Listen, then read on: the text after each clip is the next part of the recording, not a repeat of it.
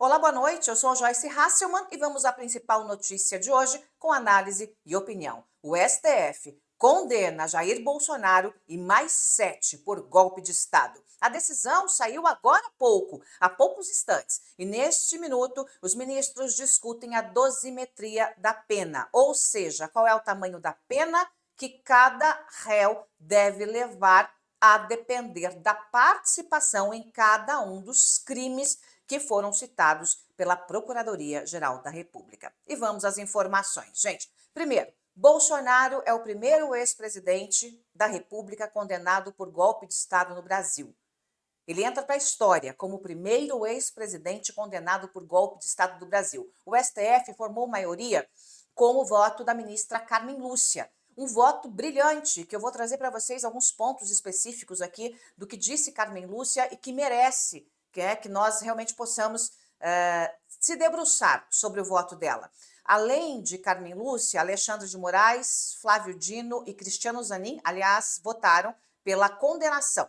Alexandre, Flávio Dino, Carmen Lúcia e Cristiano Zanin votaram pela condenação, seguindo a denúncia da Procuradoria-Geral da República. O único voto que foi muito vergonhoso, patético e grotesco, que teve mais de 14 horas de falação, foi o do ministro Luiz Fux. E hoje ficou um pouco mais claro de por que o ministro Luiz Fux fez aquela defesa inacreditável do golpe de Estado, da tentativa de golpe, de toda a armação, de tudo que o Bolsonaro fez, da formação da organização criminosa armada. E aí, com as informações que começam como gordura velha numa água nova, começam a subir, né? Essas informações começaram a aparecer hoje. Já já vou detalhar os votos, tá, gente? Mas só um detalhe aqui é de que o ministro, o Luiz Fux, quer manter o poder dentro do STF. Ele tem mais 2 anos e tantos, 3 anos no máximo, dentro do STF e deve ser aposentado. Mas ele tem parentes no meio jurídico, tem filha desembargadora e quer manter o poder dentro do Supremo, indicando um parente para o STF. Outra informação que foi inclusive confirmada por Valdemar da Costa Neto é que Luiz Fux pode sair candidato no Rio de Janeiro ou a governador ou mesmo a senador, e para isso precisaria do apoio do Bolsonaro e de seu bando, da sua claque. Então, como diz o meu marido, tudo é negócio. E a gente vê aí que houve um negócio. Se ele foi bom ou não, aí são outros 500. Vamos falar do voto da Carmen Lúcia. Ela começou lembrando que estamos a poucos dias de completar 40 anos de redemocratização do nosso país. Né? Tivemos aí uma fase muito perturbadora da nossa história, que foi justamente os 21 anos que se passaram de golpe militar no país. Né? E ela fez paralelos entre a realidade que nós vivemos aqui e que quase se concretizou, um golpe de Estado no Brasil por Jair Bolsonaro, né? E o que vivemos aí a partir de 64. E ela disse que desde 2021 começaram práticas de tentativa de golpe e um rompimento do Estado Democrático de Direito. Né? E acrescentou: em nenhum lugar do mundo, muito menos aqui, temos vacina para o vírus do autoritarismo. Veja, desde 2021, de meados de 2021, é que se conseguiram as provas de que estava havendo uma série de fatos, de fatores, de discursos, de ataques nas redes sociais, de comícios, de participação de eventos de Bolsonaro, sempre caminhando para esticar a corda das instituições, para tentar esgaçar realmente o tecido das instituições brasileiras. Isso começou lá no fatídico 7 de setembro de 2021, com mais intensidade, quando Jair Bolsonaro faz um discurso muito duro em que coloca a população contra o Supremo, tenta deslegitimar o Supremo e coloca a população contra o ministro Alexandre de Moraes. Né? Então, o dia 8/1, reforçou a ministra Carmen Lúcia, não foi um acontecimento banal, né? Foi realmente uma invasão criminosa ao Supremo, né? E um ataque covarde às instituições brasileiras. Lembre-se que os 3 prédios, né, que representam o executivo, legislativo e judiciário, foram invadidos, foram depredados, foram destruídos. Né? E aí a ministra disse que os que conceberam, os que financiaram e os que insuflaram todos devem ser punidos pelas práticas golpistas de atentado à democracia. E nisso eu concordo plenamente com a ministra. Eu tenho uma questão que é pessoal, que me faz me sentir com a alma lavada hoje. Eu vou falar para vocês isso um pouquinho depois. Mas a ministra Carmen Lúcia, ela foi muito didática, ela não ficou lendo muita coisa, ela fez um resumo e na sequência só leu mesmo um pedaço do voto e ficou muito claro que o nosso Supremo é o guardião da democracia e que é somente com a democracia que um país vale a pena. Né? O STF, disse a ministra, com um recado claro a Luiz Fux, é a casa correta para esse caso ser julgado, porque isso foi entendido pelo plenário do Supremo. O plenário do Supremo entendeu que desde a questão do inquérito das fake news, até o julgamento daqueles 600 que foram, 400 foram para a cadeia, era o Supremo que tinha que julgar, porque tratava-se de uma tentativa de golpe de Estado. Muito estranho, muito cabuloso seria começar a julgar uma parte no STF, dentro ali do STF, e mudar o entendimento no meio do processo. Ah, não, agora porque é Bolsonaro, ele vai lá para a primeira instância. Pelo amor de Deus, né? Aí não tem uma coisa que emende com a outra. Ademais, os fatos cometidos por Bolsonaro, os crimes cometidos por Bolsonaro, né?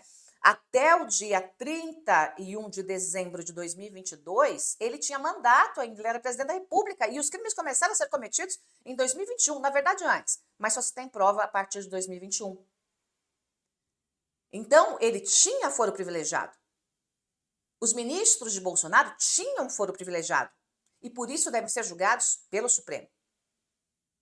Isso o que aconteceu, né? Trouxe a ministra com maestria, foi algo de tamanha gravidade que atingiu o coração da República. Carmen Lúcia também considerou válida a delação de Mauro Cid, negou todas as preliminares dos advogados e disse uma a uma por que estava negando. Porque os advogados, gente, o advogado ele faz o papel dele, ele inventa, dá 1000 voltas, piruetas, triplo mortal carpado para defender o réu. Né? O advogado do Bolsonaro só faltou, meu Deus do céu, né? Realmente faltou dançar um tango, um tchá-tchá-tchá, alguma coisa assim para tentar defender. E quando eles falaram muito, não teve tempo, era muita coisa, não sei quantos terabytes de arquivos, ela falou assim, sim, mas muitos eram vídeos. E vídeos, a depender do vídeo, né? Ocupa muito volume. Você pode, com um grupo de vídeos, ter 1 terabyte, 2 terabytes, né? A depender também da resolução desses vídeos, do tamanho desses vídeos. Então, ela calou os advogados, apesar de ter elogiado muitos advogados, mas calou todos eles, todo mundo ficou de bico fechado. E aí ficou muito claro, com o voto da Carmen Lúcia, que sim, Bolsonaro liderou um grupo com integrantes das Forças Armadas para atuar contra a democracia, contra as instituições, para abolir o Estado democrático de direito e por atacar as instituições, principalmente o judiciário. Carmen Lúcia disse que a Procuradoria-Geral da República tem prova cabal do ataque às instituições e que, no caso, houve uma organização criminosa para descredibilizar o sistema eleitoral brasileiro, atacar as urnas eletrônicas e sequestrar a alma da República. Gente, o dia 8/1, como já disse mais de um ministro do STF, não foi um passeio no parque, não foi um passeio na Disney. Para quem se lembra das imagens, foi terrível. Foi uma tentativa de golpe com extrema violência por uma organização criminosa liderada por Jair Bolsonaro, que usou instituições para isso, como o GSI, General Heleno, ABIN, Ramagem, Ministério da Justiça, Anderson Torres, Polícia Rodoviária Federal, também comandada por Anderson Torres, Ministério da Defesa, Forças Armadas como um todo. Não foi brincadeira o que aconteceu. Por muito pouco, muitos hoje estariam mortos ou presos. E eu já disse para você, repito, eu seria uma delas, porque me insurgi contra a gangue bolsonarista, porque rompi ainda em 2019 com este bandido que merece uma pena de reclusão muito dura. O ministro Alexandre de Moraes, lá pelas tantas, pediu uma parte à ministra Carmen Lúcia e ele acabou rebatendo vários pontos colocados por Fux ontem. Foi muito engraçado porque o Fux estava, de novo, com um bico desse tamanho, estava lá todo beiçudo, né? E houve ali um levanta a bola para o outro cortar. Então, a ministra Carmen Lúcia levantou a bola, veio o Alexandre de Moraes, cortou, daqui a pouco veio o Flávio Dino, levantou a bola, né? E foi interessante ali, o trio batendo bola e o Luiz Fux com aquela cara lá, olhando para baixo, né? Certamente com vergonha do voto patético que leu ontem. E aí o Alexandre de Moraes fez questão de chamar a atenção de que a organização criminosa fortemente armada, queria destruir as instituições e se perpetuar no poder. E se preciso fosse matar ministros, presidente da República, vice-presidente da República, tudo eles fariam para chegar ao seu objetivo. Quem executou tudo? O próprio Jair Messias Bolsonaro, né? E aí ele diz, a ponta de lança é esse discurso populista que caracteriza as ditaduras no mundo como um todo. E a ponta de lança foi Jair Bolsonaro. Não há como negar, gente, o nexo causal. De junho de 2021 até 8 de janeiro de 2023, os fatos foram se entrelaçando. E um foi amarrado ao outro. Quando você puxa a linha histórica dos fatos, você consegue ver que um está coladinho no outro. Um é consequência do outro. Né? E aí o ministro Alexandre de Moraes chegou a colocar um trecho de um discurso do Bolsonaro, atacando o próprio Alexandre, naquele fatídico 7 de setembro de 2021, né? Em que Bolsonaro diz que acabou o tempo do Alexandre de Moraes. Primeiro ele começou ameaçando, disse que ele tinha tempo de se arrepender, se não se arrependesse ele ia ver o que ia acontecer com ele, né? Que todo mundo estava já de saco cheio, que ele ia ver qual é a força do povo brasileiro, até que ele chega ao ponto de dizer, Moraes, acabou para você. Você acabou. Após esse fatídico dia, todos os ministros do Supremo passaram a sofrer muitas ameaças, muitas mesmo, especialmente o Alexandre de Moraes, claro. E aí, na sequência, ele colocou uma série de imagens do 8 de janeiro. Imagens do quebra-quebra, desses vândalos, golpistas empurrando para o espelho d'água ali do Congresso Nacional, uma viatura da polícia, agredindo uma policial, né? Foi uma coisa muito, muito violenta mesmo que aconteceu e as imagens mostram isso, né? Nós temos, eu digo nós brasileiros como um todo, o hábito muito ruim de se esquecer rápido da história. A coisa acontece e a gente, esqueceu. Aí a gente fica meio com o fato recente na cabeça. Então, o que aconteceu recentemente a gente lembra, o resto não. É importante ver as imagens da história, ler o que aconteceu de fato na história, para que a gente não seja iludido com um discurso bonito qualquer, ou um discurso mais empolgado, né? Tanto a Carmen Lúcia quanto o Zanin reafirmaram muito a competência do STF para julgar as ações envolvendo a tentativa de golpe, inclusive competência reforçada pelo Pleno do Supremo. Isso para cutucar o Fux, né? E o Moraes continuou cutucando o Fux, né?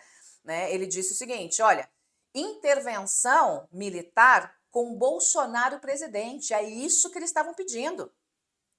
Quando ele mostra as imagens das manifestações, ele diz, olha, aqui não está dizendo Mauro Cid presidente nas faixas, aqui não está dizendo Braga Neto presidente.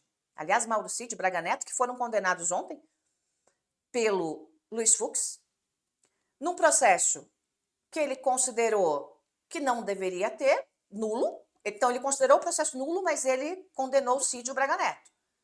Agora, o Cid e o Braga Neto foi ministro e foi o candidato a vice de Bolsonaro.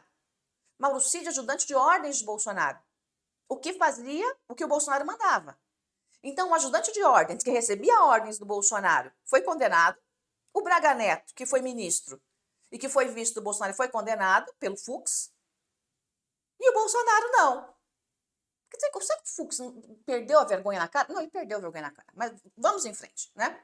Aí disse o Alexandre de Moraes, não é o Cid que está lá, né, como presidente, Braga Neto presidente, Garnier presidente, Anderson presidente, Ramagem presidente, ou os demais réus.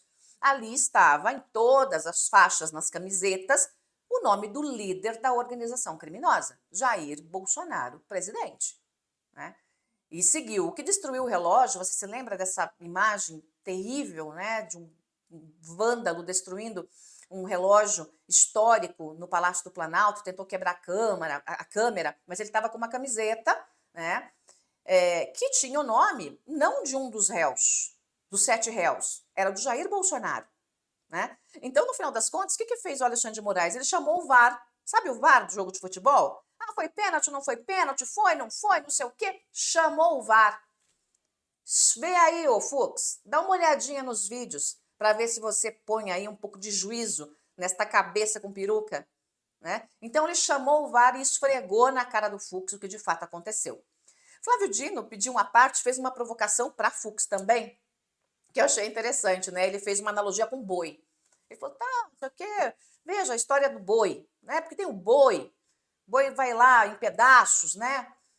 Quando a gente vai em pedaços lá pro açougue, aí a pessoa chega lá e quer falar com um pedaço do boi, né? Então, se dirige lá a um corte, a um pedaço e fala assim, você é um boi? Não, não responde, não muge, não é boi.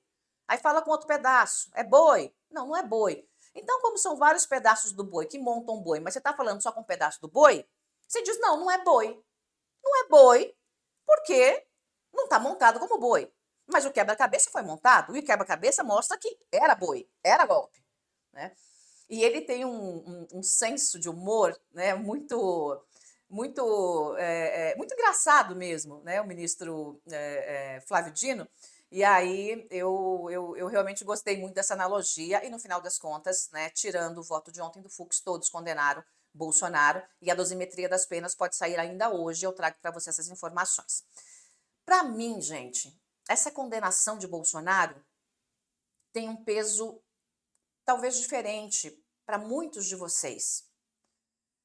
Eu sofri na mão desse canalha, desse bandido, a maior perseguição que alguém pode ter sofrido na história republicana do país. Não sou eu que estou dizendo isso.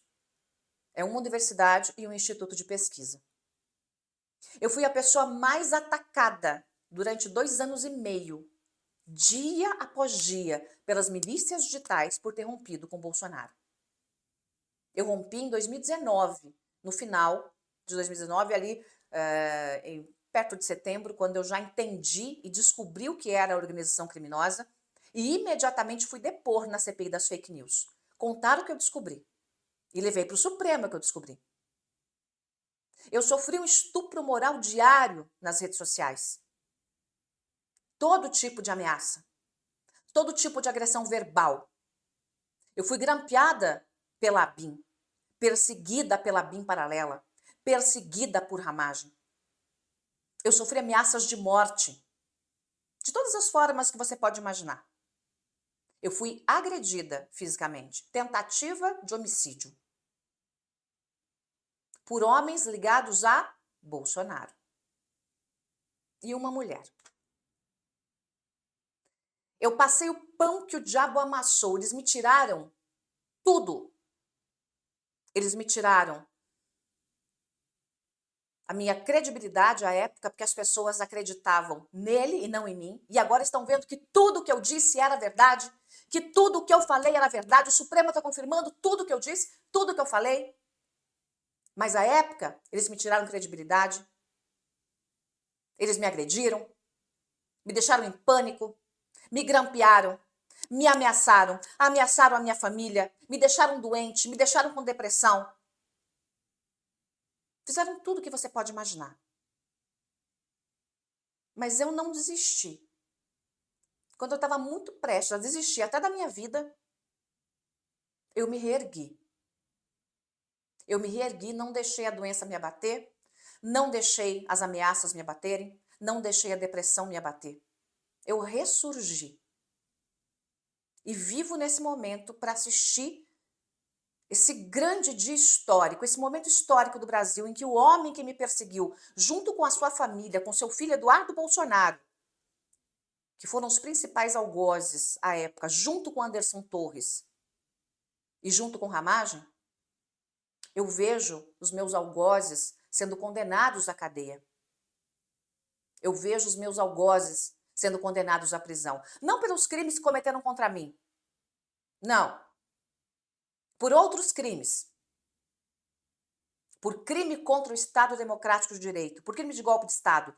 Por crime de formação de organização criminosa armada. Mas eu vou dizer para vocês que o sentimento é de alma lavada. Eu tenho um sentimento de alma lavada, de ter a certeza que este bandido, este criminoso, esse homem que é um assassino, vai passar muitos anos atrás das grades. A minha vontade é de comemorar, mas ao mesmo tempo a minha vontade é de lamentar. Porque é triste para o nosso país esse momento histórico. É muito triste. É muito triste. Mas o Brasil precisava dessa justiça. O Brasil precisava dessa justiça. E eu, de maneira lateral e paralela, me sinto justiçada também. E aí você me pergunta, como é que vai ser agora, Joyce? Quando é que ele vai para a cadeia? É agora? É já? Imediatamente? Não, gente, tem todo um processo ainda. Tem que publicar um acórdão. Ninguém sabe direito quanto tempo deve levar para publicar o tal do acórdão, mas mais ou menos estima-se que em 10 a 15 dias. Depois que publicar o acórdão, as defesas têm 5 dias para recorrer das penas. É muito provável que as defesas peçam os embargos declaratórios e tentem, na manha, pedir um embargo infringente. O embargo declaratório pode ser chamado de embargo protelatório. É só para empurrar um pouco mais com a barriga o negócio, entendeu? Não muda nada. Tem uma vírgula aqui que a gente vai discutir, mas não muda nada em relação às penas. Os embargos infringentes significam levar isso para o Pleno do Supremo e o Pleno ter um segundo olhar sobre o processo. Só que para ter embargo infringente, tinha que ter 2 discordâncias. Ou seja, 2 pessoas dentro da turma dizendo, não, essa pena aí, eles são inocentes, essa pena aí não vale, não, eles são inocentes. Como fez o Fux, a troco de boas ajudas. Então, muito provável não vai ter embargo infringente. Os declaratórios, talvez eles nem aceitem, porque são protelatórios. Mas se aceitarem, aí é mais um mês de enrolação até que Bolsonaro vá para a cadeia. Qual cadeia? A Papuda? Ele morre de medo. Tá morrendo de medo da Papuda, chora, né? Chora, bandido. Chora. Quando você dizia que a Papuda tem que estar cheia de bandido, quando você fazia vídeo sobre isso, chora, bandido. Porque é para Papuda que você devia ir. Mas, como você é ex-presidente, acho que vão quebrar seu galho. Vão te deixar numa cela da Polícia Federal. Uma cela não, uma sala. Com todo conforto e tal, barará, por causa da idade e tal, por causa da facada. Então, ele pode ficar numa cela da Polícia Federal. A defesa vai pedir prisão domiciliar. Lógico, morar numa mansão, com empregados à disposição, ao lado da mulher, dos filhos. É claro que ele vai querer prisão domiciliar. Uma mansão que custa 90 mil reais por mês. 90 mil reais por mês que o PL paga do seu dinheiro público, do meu dinheiro público, para custear a mansão daquele bandido. Pois é, gente. Ele vai querer ficar lá, óbvio, né? Quem não chora não mama. Mas eu duvido muito que ele consiga, pelo menos no primeiro momento, a prisão domiciliar. Mais para frente é provável que consiga. Mas ele merece amargar um tempinho atrás das grades. Eu trago para você logo mais informações sobre a dosimetria da pena. Há quantos anos de prisão Bolsonaro vai encarar? Quantos anos de prisão Bolsonaro vai encarar? Há quantos anos ele será condenado? Logo mais. Já me segue, compartilha. Se você não está inscrito no meu canal, se inscreve aí que sempre tem notícia para você. Toda terça e quinta tem Jornal da Joyce Analisa, mas em casos especiais como essa semana toda, tem todo dia.